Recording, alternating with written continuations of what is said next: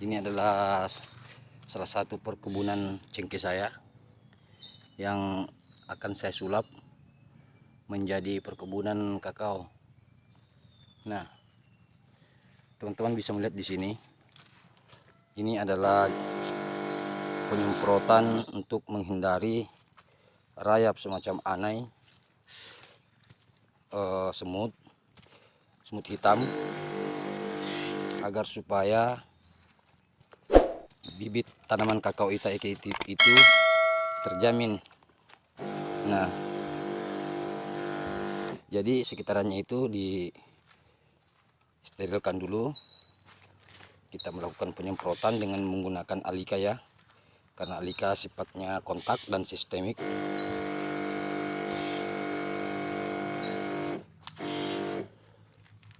Ini jarak tanam yang saya kasih 3,5 kali 3,5 ya teman-teman.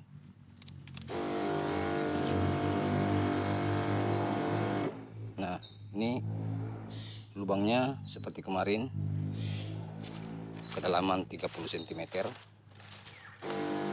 atau 40 ya juga bisa. Masih berdaun muda. Nah, dan selanjutnya ketika teman-teman memilih bibit, maka silakan mengutamakan pada kriteria batang ya. Kalau itu namanya partai banyak, maka silakan memperhatikan dulu.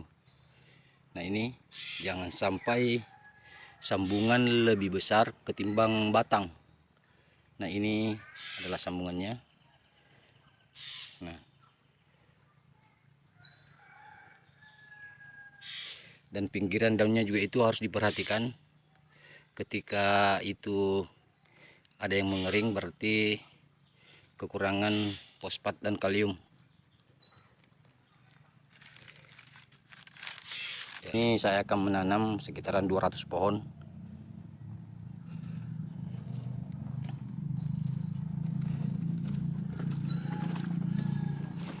Ini perkebunan cengkeh ya teman-teman.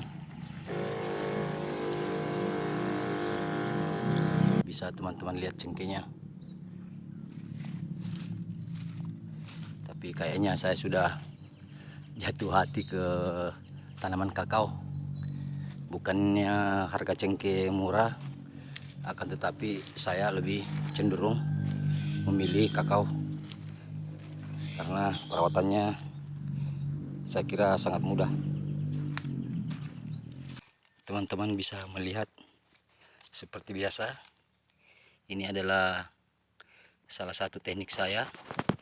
Jadi ketika hujannya turun, maka bisa diprediksi bahwa akan tinggal di sini. Nah, karena di sini ada kemiringan, jadi ini adalah teknik yang bisa teman-teman tiru.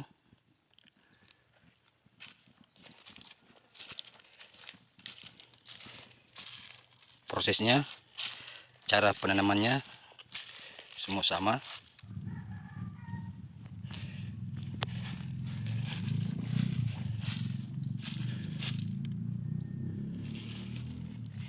Baru 100, hampir 100 yang sudah ditanam.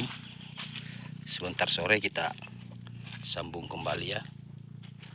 Teman-teman bisa menilai ini layak untuk dibagikan teknik ini atau tidak. Silakan kirim saran dan kritiknya di kolom komentar ya.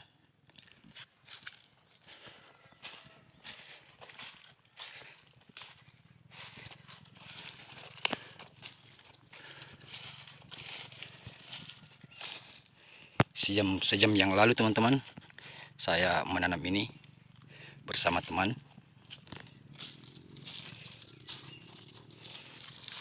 Nah,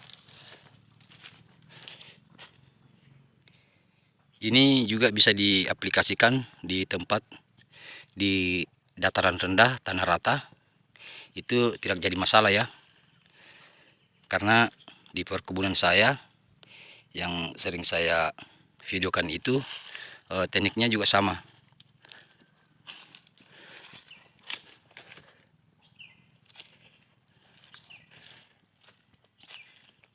Di sini juga terletak pohon cengkeh.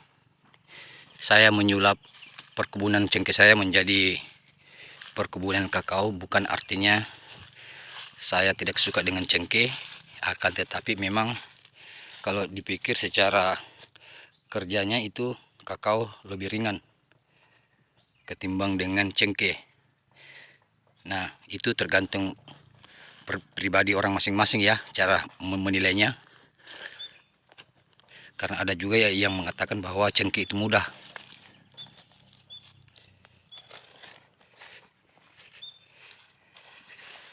Habis ini seminggu kemudian kita akan memberikan nutrisi dengan pupuk.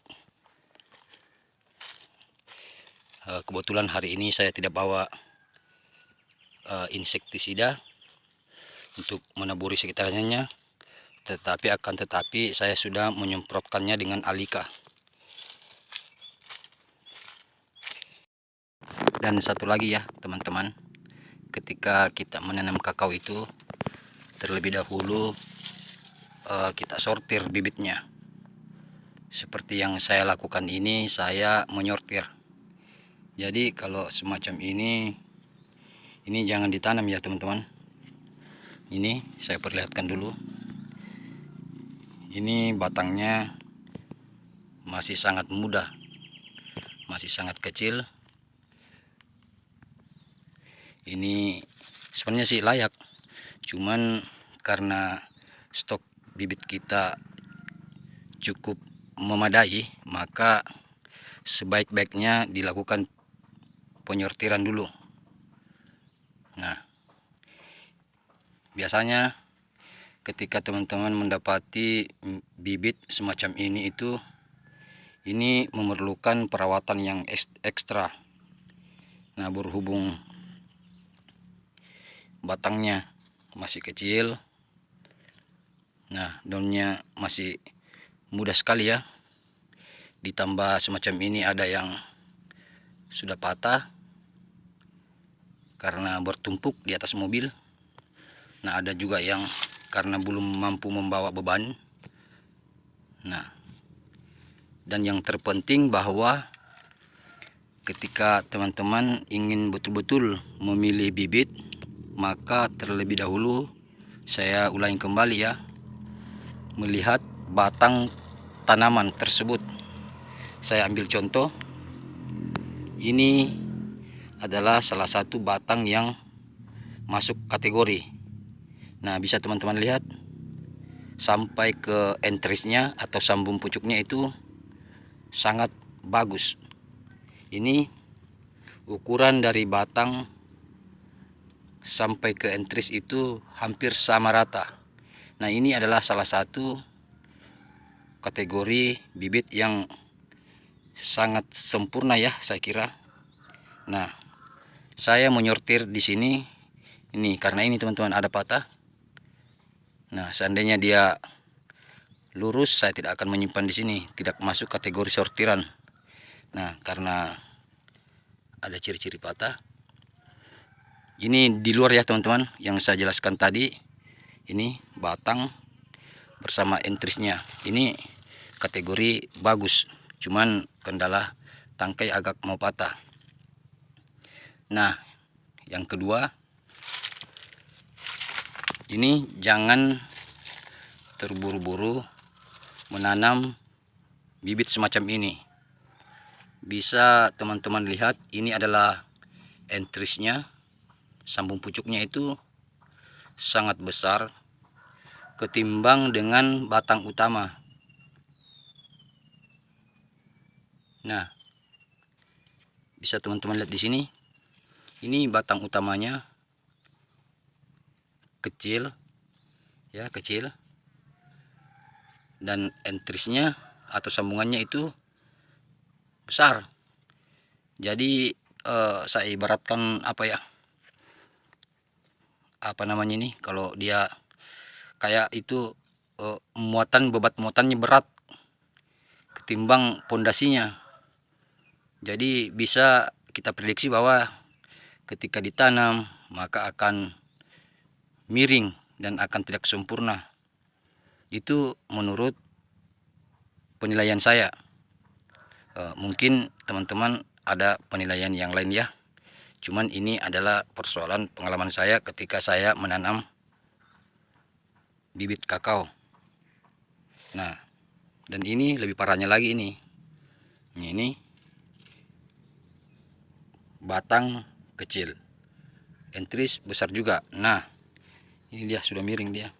Tapi seumpama teman-teman tidak mempunyai bibit lagi, ini sebenarnya masih bisa ditanam ya. Ini dia kali saja. Seperti video saya sebelumnya, ini ditanam berbalik dengan arah terbit matahari. Semacam ini, seumpama mataharinya di sana, dia akan menarik sendiri.